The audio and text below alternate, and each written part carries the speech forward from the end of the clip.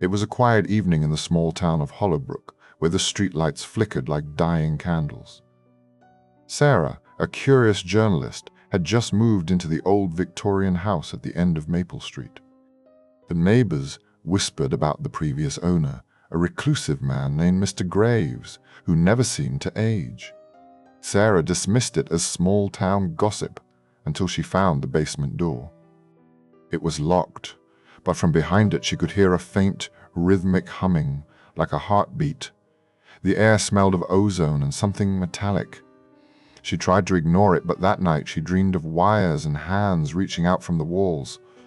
Days passed, and the humming grew louder. Sarah's appliances began acting strangely. Her lights dimmed and brightened on their own. Her radio tuned itself to static. She tried to rationalize it, faulty wiring, old house quirks. But then she found the first note tucked under her pillow. "You're using too much," it read in handwriting that matched Mr. Graves's. That night she followed the humming to the basement. The door was unlocked.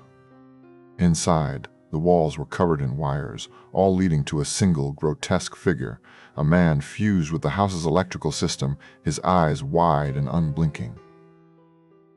"You'll power it too," he whispered. Sarah tried to run, but the house had other plans. The doors locked themselves, the windows wouldn't budge, the humming became a deafening roar, and the wires snaked toward her, coiling around her ankles. Mr. Graves's voice echoed through the walls. "The house needs power. It always needs more." She fought, tearing at the wires, but they were alive, pulling her toward the basement.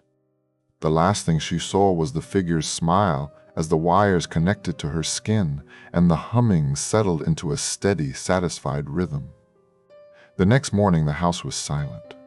The new neighbors marveled at how the lights never flickered, how the appliances worked perfectly. They never questioned the low energy bills. And if they sometimes heard a faint humming from the basement, they shrugged it off, just the house settling.